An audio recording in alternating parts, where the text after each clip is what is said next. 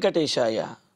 గురుర్బ్రహ్మా గురుర్విష్ణుః గురుర్దేవో మహేశ్వరః గురుః సాక్షాత్ పరం బ్రహ్మ తస్మై శ్రీ గురవే నమః.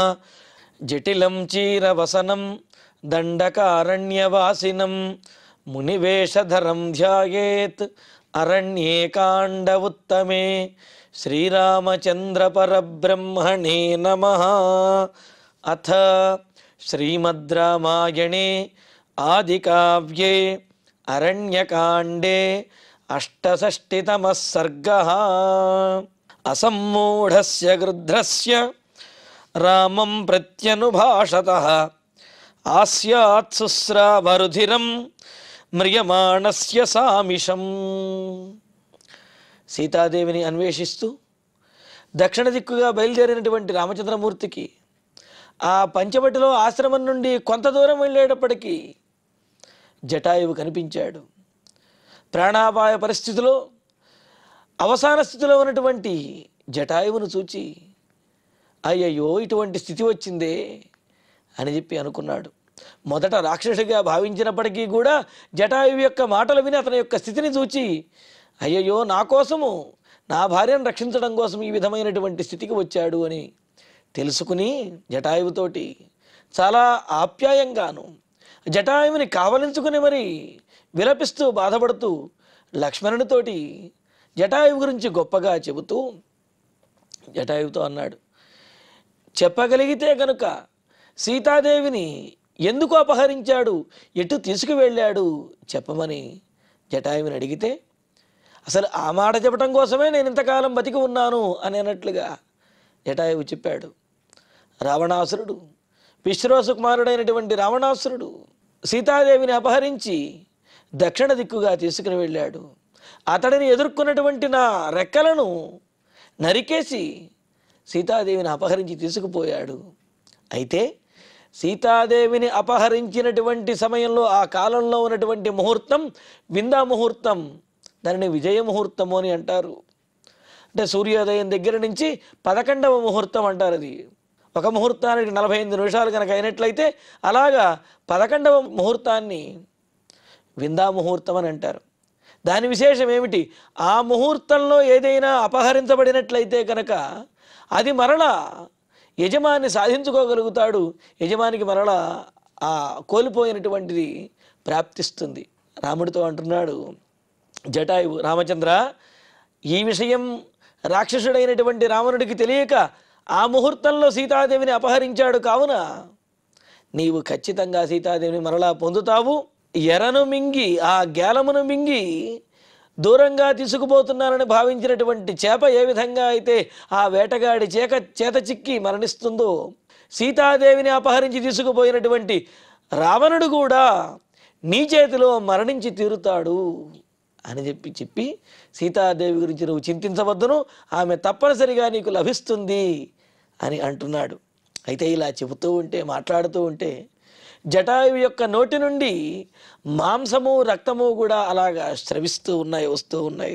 ఇంకా అక్కడ ఏతావత్ పర్యంతం రామం ప్రతి అనుభాషతః అసమ్మూఢస్య, ఈ విధంగా రాముడితో మాట్లాడుతూ తనకేమైనా పర్వాలేదు, తన ప్రాణములు పోయినా పర్వాలేదు, రాముడికి మాత్రం విషయాన్ని తెలియచేయాలి అనే ఉద్దేశ్యంతో మాట్లాడుతున్నటువంటి వాడైన ఆ జటాయువు అసమ్మూఢస్య, స్మృతి కోల్పోకుండా గుర్తు తెచ్చుకుని మరి అన్ని విషయాలు చెబుతూ ఉన్నాడు.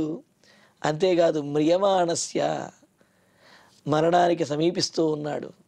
సహజంగా అయితే మరణం సమీపించినప్పుడు స్మృతిని కోల్పోతారు, తన వారిని కూడా గుర్తుపట్టలేనటువంటి స్థితి కొన్ని సందర్భాల్లో వస్తూ ఉంటుంది. కానీ ఇక్కడ జటాయు మహాత్ముడు, ఆయన స్మృతి కోల్పోకుండా మరణానికి పూర్తిగా చేరువవుతున్నప్పటికీ కూడా స్మృతిని కోల్పోకుండా తాను చెప్పదలిచిన విషయాలన్నీ కూడా చెబుతూ ఉన్నాడు. అలా చెబుతూ ఉంటే ఆ జటాయువు నోటి నుండి రక్తము అదేవిధంగా మాంసము కూడా అలా బయటికి వస్తూ ఉన్నాయి, వదులుతూ ఉన్నాడు. పుత్రో విశ్రవస సాక్షాత్ భ్రాతా వైశ్రవణస్య చ ఇత్యుక్త్వా దుర్లభాన్ ప్రాణాన్ ముమోచ పతగేశ్వరః.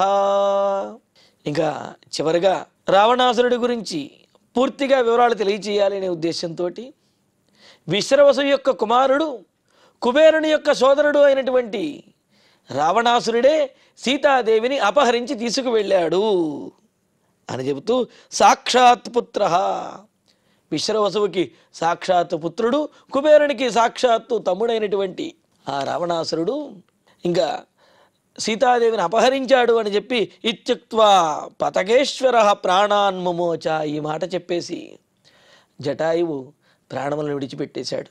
ఇక్కడ మనకు కిష్కింధాకాండలో కూడా ఇటువంటి సన్నివేశాలు అంటే సీతాదేవిని అపహరించినటువంటి విషయంలో చర్చించుకునేటప్పుడు అక్కడ ఒక మాట చెబుతారు ఉత్తరార్థంగా, అధ్యాస్తే నగరీం లంకాం రావణో రాక్షసేశ్వర, లంకా నగరాన్ని అధిష్ఠించి రావణాసురుడు అనే రాక్షసరాజు ఉన్నాడు అనే విషయాన్ని కూడా చెబుతారు. మరి ఇక్కడ జటాయువు చెప్పినటువంటి దాంట్లో ఆ తరువాతి పాదము ఇది అని మనకు పెద్దలు తెలియజేస్తున్నారు. అంటే రావణాసురుడు విశ్రవసు యొక్క కుమారుడు, కుబేరుని యొక్క సోదరుడు అయినటువంటి రావణాసురుడు ఆ లంకా నగరాన్ని పరిపాలిస్తూ ఉన్నాడు, అతడే సీతాదేవిని అపహరించాడు అని పూర్తిగా చెప్పదలిచి రావణాసురుడు అపహరించాడు అనే వరకు చెప్పాడు. ఆ తర్వాత ప్రాణములు విడిచిపెట్టేశాడనమాట. ఆ తర్వాత బ్రూహి బ్రూహీతి రామస్య మృవాణస్య కృతాంజలే త్యక్త్వా శరీరం గృధ్రస్య జగ్ముః ప్రాణావిహాయసం. మరి జటాయువు రావణాసురుడు అనే వాట వరకు చెప్పి ఆయన ప్రాణములను కోల్పోయాడు, మరణించేశాడు. రాముడేమో ఇంకా పూర్తిగా చెబుతాడు అని చెప్పి అనుకుని బ్రూహి బ్రూహి, అయ్యా జటాయువు ఇంకా చెప్పు చెప్పు అని అంటూ కృతాంజలేహ రామస్య బ్రూహి బ్రూహి, అంజలి ఘటించి రాముడు చెప్పు ఇంకా వివరంగా, అసలు ఆ రావణాసురుడు ఎక్కడ ఉన్నాడు, ఆ లంకానగరం ఎక్కడ ఉన్నది, ఈ విషయాలన్నీ చెప్పాలనే ఉద్దేశంతో పూర్తి వివరముల కోసమని జటాయువుని అడుగుతూ ఉన్నాడు. అయితే జటాయువు పూర్తిగా రావణుని యొక్క జాడ అంటే రావణాసురుడు అపహరించాడనే విషయం చెప్పగలిగాడు, కానీ రావణుడు ఎక్కడ ఉన్నాడనే విషయాన్ని జటాయువు చెప్పలేదు. కానీ జటాయువు యొక్క అన్నయ్య అయిన సంపాతి ఈ వివరములను వానరులందరికీ కూడా తెలియజేస్తాడు. అది కిష్కింధకాండలో వస్తుంది. మరి ఇలాగా జటాయువు మరణించేటప్పటికీ బ్రూహి బ్రూహి, ఇంకా అపహరించినటువంటి వాడి గురించి, ఆ రావణుడి గురించి ఇంకా వివరములు చెప్పు అని రాముడు అడుగుతూ ఉంటే గృధ్రస్య ప్రాణాః శరీరం త్యక్త్వా విహాయసం జగ్ముః, ఆ జటాయువు యొక్క ప్రాణములు ఆ శరీరమును విడిచేసి ఇంకా ఊర్ధ్వలోకాలకి అలాగా ఆకాశంలోకి చేరుకున్నాయి. అంటే శరీరాన్ని విడిచి ప్రాణములు వెళ్ళిపోయాయి. జటాయువు మరణించేశాడు. సనిక్షిప్య శిరోభూమౌ ప్రసార్య చరణౌ తదా విక్షిప్య చ శరీరం స్వం పపాత ధరణీతలే. ఇంకా జటాయువు మరణవేదనయ తదా, మరణవేదనతోటి ప్రాణములు శరీరంలోంచి వెళ్ళిపోతూ ఉంటే ఆ మరణయాతన అది ఎవరు కూడా వర్ణించలేనంత దారుణంగా ఉంటుందంటారు. మరి అటువంటి మరణయాతనను పొందుతూ తలను భూమౌ నిక్షిప్య, అలా వాల్చి భూమి మీద తలను ఉంచేశాడు. చరణవు ప్రసార్య, అలాగా రావణాసుడి చేత ఖండించబడినటువంటి ఆ కాళ్లను కాస్త కాళ్ళు జాపేసి ఉంచాడు. స్వం శరీరం విక్షిప్య ధరణీతలే పపాత, ఇంకా శరీరం మీద పూర్తిగా పట్టుకోల్పోయినటువంటి వాడై కాళ్ళు జాపి ఆ శిరస్సుని నేల మీద ఉంచేసి అలాగా పూర్తిగా కాళ్ళు జాపి శరీరాన్ని ఇంకా అదుపు తప్పినటువంటి శరీరంలోంచి ప్రాణం వెళ్ళిపోయేటప్పటికీ అలా పడిపోయింది జటాయువు యొక్క శరీరం. శరీరం విక్షిప్య ధరణీతలే పపాత, ఇంకా శరీరాన్ని పూర్తిగా పట్టుకోల్పోయినట్టుగా వదిలేసి అలాగా నేల మీద పడిపోయాడనమాట. అయితే ఇక్కడ అనిపిస్తుంది జటాయువుకి పూర్తిగా రెక్కలు నరకబడ్డాయి, అలాగే కాళ్ళను కూడా రావణాసురుడు నరికాడు. మరి అంతగా గాయములైనటువంటి వాడు రాముడు మరలా పంచవటికి వచ్చి పంచవటిలో అంతా వెతికి ఆ తర్వాత ఆ జటాయువు దగ్గరికి వచ్చే వరకు కూడా ఎలా బతికి ఉండగలిగాడు? పోనీ బతకదలిచినప్పుడు ఇంకా బతికి ఉండొచ్చు కదా. అలా కాకుండా రాముడికి వార్త చెప్పేంతవరకే ఎందుకు ఆ విధంగా బతికి ఉన్నాడు అని అంటే దానికి కూడా మనకు స్కంద పురాణంలో దీనికి సమాధానం అనేది ఉన్నది. ఒకటి, జటాయువు యొక్క జీవిత పరమార్థం రాముడికి సీతాపహరణం గురించి తెలియజేయటము అనేది ఆయన యొక్క జీవిత పరమార్థం. అయితే ఇందులో కూడా విశేషం ఏమిటి అంటే, సీతాదేవి జటాయువుతో అంటుంది, రావణాసుడు తనను అపహరించేటప్పుడు, జటాయు, రాముడు వచ్చిన తర్వాత నీవు ఈ విషయాన్ని తప్పనిసరిగా రాముడికి తెలియచెయ్యాలి, రావణాసుడు నన్ను అపహరించాడనే విషయం రాముడికి తెలియజేయమని చెప్పి అన్నది. అక్కడ మనకు ఆ తర్వాత యుద్ధం జరిగింది రావణాసురుడికి జటాయువుకి. రావణాసురుడు జటాయువుని ఆ విధంగా ఖడ్గంతో రెక్కలు నరికేసి నేల కూల్చాడు. ఆ తర్వాత కూడా సీతాదేవి ఒక మాట అంటుంది అక్కడ, దేవీ మాంప్రాహ రాజేంద్ర యావత్ సంభాషణం మమ భవతస్తావదాసన్మే ప్రాణ ఇత్యాహ జానకి అని అంటూ, రామచంద్ర, నేను ఇంతసేపు ఈ విధంగా నీతో మాట్లాడే వరకు, నువ్వు వచ్చే వరకు నా ప్రాణములు నిలబడ్డాయి అని అంటే ఇది నా గొప్పతనం కాదు. సీతాదేవి ఆ మాట చెప్పింది. ఏమని అంటే, రాముడిని నీవు కలిసి నీవు నా గురించి చెప్పే వరకు, రాముడితో నీవు మాట్లాడే వరకు కూడా నీ ప్రాణములు నిలుపుకుని నీవు రాముడితో మాట్లాడవయ్యా, అలా నీ ప్రాణములు నిలువుగాక, నీ ప్రాణములు అప్పటి వరకు ఖచ్చితంగా ఉండాలి అని చెప్పి సీతాదేవి ఆకాంక్షించింది. ఆమె నన్ను ఆ విధంగా, నాతో ఆ విధంగా చెప్పింది. అందువలన సీతాదేవి యొక్క మాట వలన నా ప్రాణములు ఇప్పటి వరకు నిలబడ్డాయి. కానీ లేకపోతే ఆ రావణాసురుడు ఖడ్గంతో నరికిన తర్వాత ఇంతసేపు నేను బతికి ఉండడం అనేది అసాధ్యం. కావున ఇదంతా కూడా సీతాదేవి యొక్క మహిమ అని చెప్పి జటాయువు రాముడితో అంటాడు. ఇది మనకు స్కంద పురాణంలో ఉన్నదన్నమాట. అందుకనే జటాయువు ఈ విధంగా రాముడికి తాను చెప్పదలిచినటువంటి విషయాన్ని తెలియజేసి ప్రాణములను కోల్పోయాడు. ఆ తర్వాత తం గృధ్రం ప్రేక్ష్య తామ్రాక్షం గతాసుమచలోపమం రామస్సు బహుభిర్దుఃఖై దీన సౌమిత్రిమబ్రవీత్. ఇంకా ఆ జటాయువు నేల మీద పడిపోయి తలను, శిరస్సును నేల మీద ఆనిచి కాళ్ళు చాపి అలాగా పడిపోతే, కళ్ళు తేలేసి ఆ విధంగా పడిపోయి ఉంటే, రాముడు ఆ జటాయువును చూస్తూ తామ్రాక్షం, ఎర్రనైనటువంటి నేత్రములతో ఉన్నటువంటి వాడు, గతాసుం, ప్రాణములను కోల్పోయినటువంటి వాడైన, పర్వతంలాగా ఉన్నటువంటి వాడైన ఆ జటాయువుని. మరి జటాయువు యొక్క శరీరం కూడా చాలా పెద్దదిగా ఉంది. మరి అంత పెద్ద శరీరం నుండి ఆ మెడ కిందకి వాలిపోయి శిరస్సు నేలకు తగిలే విధంగా ఉంది. అతని యొక్క కళ్ళు తేలేసేటప్పటికి అవి ఎర్రగా కనిపిస్తూ ఉన్నాయి. అటువంటి జటాయువుని చూచి, పర్వతంలో ఉన్నటువంటి అతన్ని చూచి, సుబహుభిః దుఃఖైః దీనః, ఇంకా పెళ్ళిబికి వస్తున్నటువంటి దుఃఖంతో మరింత దీనమైనటువంటి స్థితికి వచ్చిన రామచంద్రుడు సౌమిత్రిమబ్రవీత్, తమ్ముడైనటువంటి లక్ష్మణుడితోటి ఈ విధంగా అంటూ ఉన్నాడు, బహూని రక్షసాం వాసే వర్షాణి వసతా సుఖం అనేన దండకారణ్యే విశీర్ణమిహ పక్షిణా. ఈ దండకారణ్యంలో మనం నివసించడానికి అపాయంగా ఉన్నది. మన మీద ఆ రాక్షసులు దాడి చేసి మనల్ని ఇబ్బంది పెట్టారు. మనం భయపడి ఉండవచ్చేమో కానీ లక్ష్మణ, ధీరోదాత్తుడిగా వృద్ధుడైనప్పటికీ కూడా ఎంతో ధైర్యంగా ఈ దండకారణ్యంలో, ఇంతమంది క్రూరులైనటువంటి రాక్షసులమైనటువంటి ఈ దండకారణ్యంలో స్వేచ్ఛగా హాయిగా జీవించాడు ఈ జటాయువు. మరి అటువంటిది రాక్షసులకు నిలయమైనటువంటి ఈ దండకారణ్యంలోనే ధైర్యంగా అనేక సంవత్సరములు సుఖంగా నివసించినటువంటి పక్షిరాజైనటువంటి ఈ జటాయువు ఇహ విశీర్ణం, ఇంకా ఈ దేహము నేల కొరిగిపోయింది, ప్రాణములు దేహమును విడిచి వెళ్ళిపోయాయి, మరణాన్ని పొందేశాడు, ఇంక మరణించేశాడు అని అంటూ జటాయువు యొక్క ధైర్యాన్ని, ఆయన యొక్క పరాక్రమాన్ని, ఆ జటాయువుకి మాత్రం ఎవరు ఏ రాక్షసుడు కూడా హాని చేయలేకపోయినటువంటి విషయాన్ని గుర్తు చేసుకుంటూ, మరి అంతకాలము సుఖంగా ఉన్నటువంటి జటాయువు మన కారణంగా ఈ విధంగా మరణించాడు లక్ష్మణ అని అంటున్నాడు రామచంద్రుడు.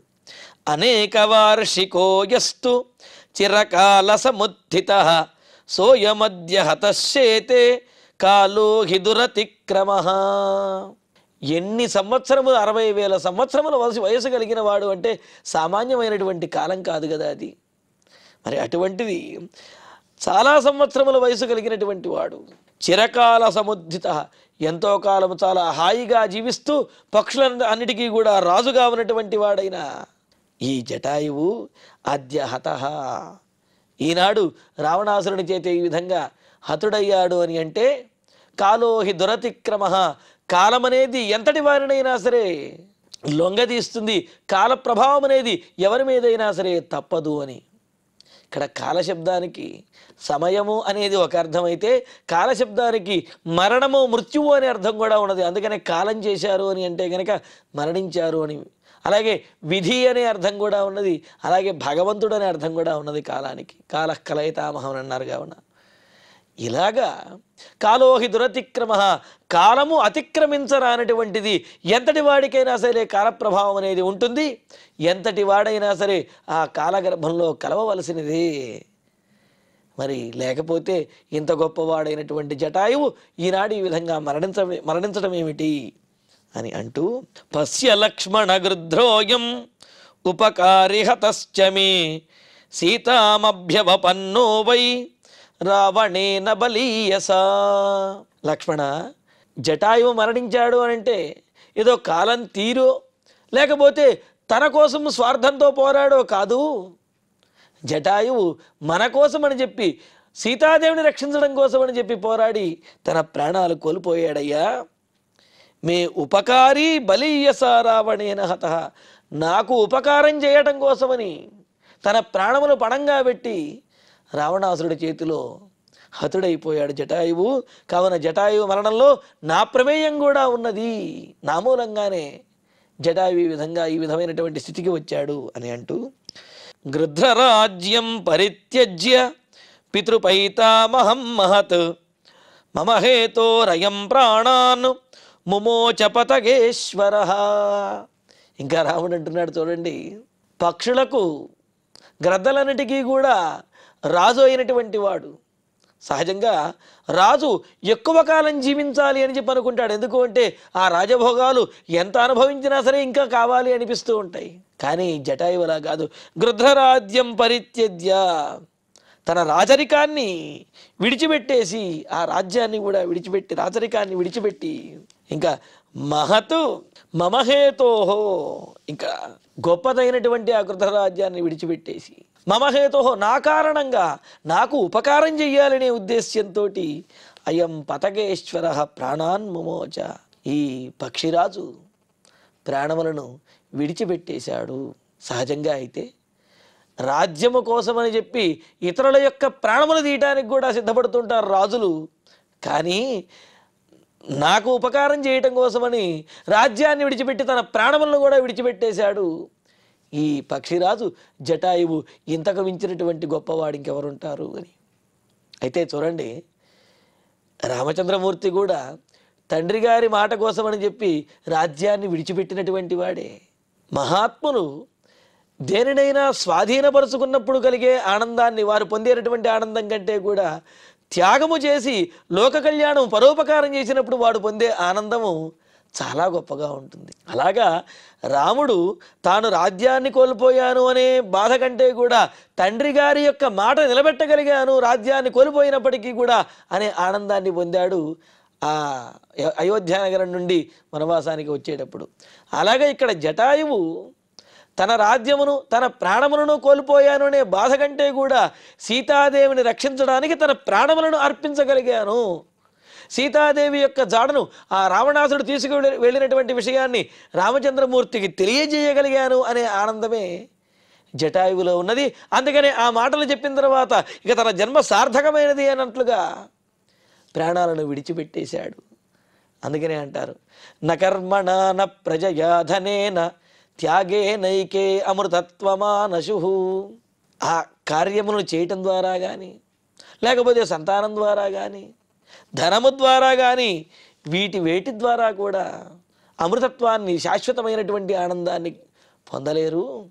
కానీ త్యాగము ద్వారా అటువంటి ఆనందాన్ని పొందగలము అనే విషయాన్ని జటాయువు తెలియజేస్తున్నాడు అన్నమాట. అందుకనే రామచంద్రుడు జటాయువు యొక్క త్యాగాన్ని తలుచుకుని ఎంతటి త్యాగమూర్తి అని చెప్పి ఈ విధంగా బాధపడుతూ ఉన్నాడు అన్నమాట. మరో విశేషం ఏమిటి అంటే, భగవద్గీతలో పరమాత్మ అంటూ ఉంటాడు, ఆయా కర్మలను పరిపూర్ణంగా ఆచరించడం ద్వారా పరమాత్మ యొక్క అనుగ్రహాన్ని పొందవచ్చును అని చెప్పి, మరి ఆ కర్మలను ఆచరించేటటువంటి శక్తి కనుక లేనట్లయితే, పరమాత్మ యందు మనస్సును లగ్నం చేసేటటువంటి ఆ ధ్యానము లేకపోతే ఏకాగ్రత కనుక లేనప్పుడు మరి సామాన్యులు ఎలా పరమాత్మ యొక్క అనుగ్రహాన్ని పొందగలుగుతారు అని అంటే, ఆ సందర్భంలో చెబుతాడు, అభ్యాసేప్యసమర్థోసి మత్కర్మ పరమోభవ. నీవు నన్ను ధ్యానించడానికి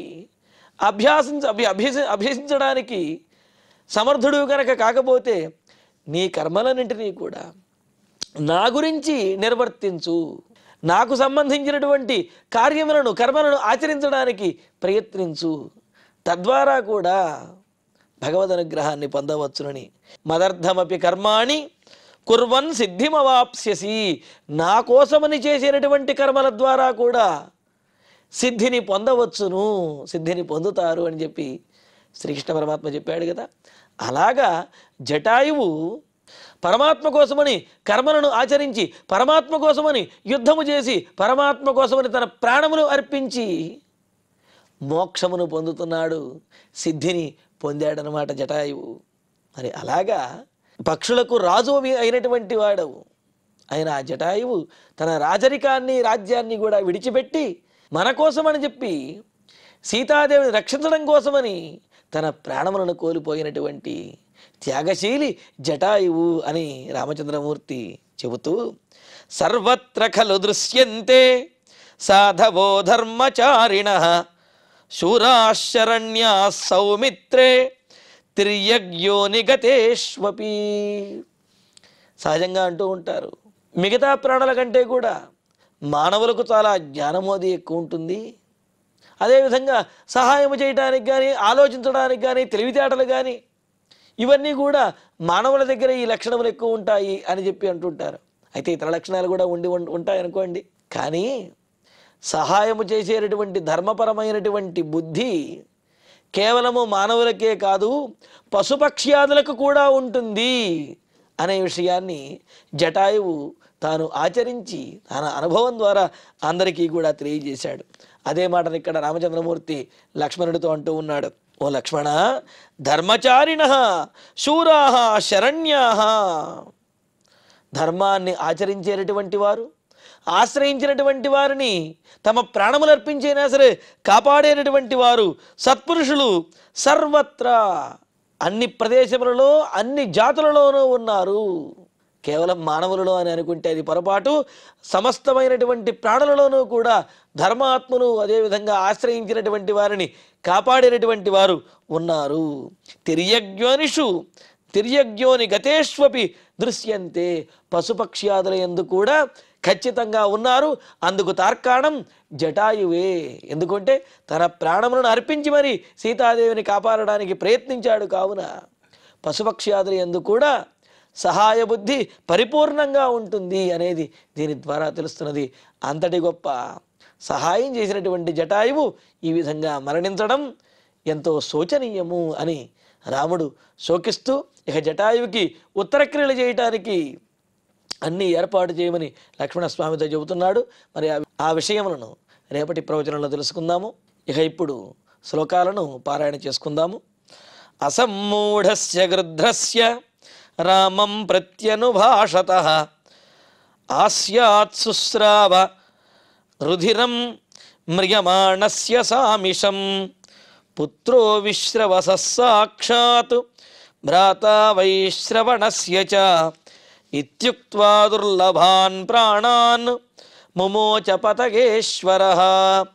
బ్రూహి బ్రూహీతి రామస్య బ్రువాణస్య కృతాంజలేః త్యక్త్వా శరీరం గృధ్రస్య జగ్ముః ప్రాణాభిహాయసం సనిక్షిప్య శిరో భూమౌ ప్రసార్య చరణౌ తదా విక్షిప్య చ శరీరం స్వం పపాత ధరణీతలే తం గృధ్రం ప్రేక్ష్య తామ్రాక్షం గతాసుమచలోపమం రామస్సు బహుభిర్దుఃఖైః దీనః సౌమిత్రిమబ్రవీత్ బహూని రక్షసాం వాసే వర్షాణి వసతాం సుఖం అనేన దండకారణ్యే విశీర్ణమిహ పక్షిణా అనేకవార్షికో యస్తు చిరకాల సముత్థితః సోయమద్య హతశ్చేతే కాలో హి దురతిక్రమః పశ్య లక్ష్మణ గృధ్రోయం ఉపకారి హతశ్చ మే సీతామభ్యవపన్నో వై రావణేన బలీయసా గృధ్రం రాజ్యం పరిత్యజ్య పితృపైతామహం మహతు మమ హేతోరయం ప్రాణాన్ ముమోచ పతగేశ్వరః సర్వత్ర ఖలు దృశ్యంతే సాధవో ధర్మచారిణః శూరాః శరణ్యాः సౌమిత్రే తిర్యగ్యో నిగతేష్వపి. ఇత్యార్షే శ్రీమద్ రామాయణే ఆదికావ్యే అరణ్యకాండే అష్టషష్టితమే సర్గే 10 శ్లోకాః. ఇక ఇప్పుడు క్షమాప్రార్థన మంగళాంతంగా ఈనాటి ప్రవచన పారాయణ కార్యక్రమాన్ని పరిపూర్ణం చేసుకుందాం. యదక్షరపదభ్రష్టం మాత్రాహీనంతు యద్భవేత్ తత్సర్వం క్షమ్యతాం దేవ నారాయణ నమోస్తుతే. కాయేన వాచా మనసేంద్రియైర్వా బుద్ధ్యాత్మనా వా ప్రకృతే స్వభావాత్ కరోమి యద్యత్ సకలం పరస్మై నారాయణాయేతి సమర్పయామి. శ్రియః కాంతాయ కళ్యాణ నిధయే నిధయేర్ధినాం శ్రీవేంకట నివాసాయ శ్రీనివాసాయ మంగళం.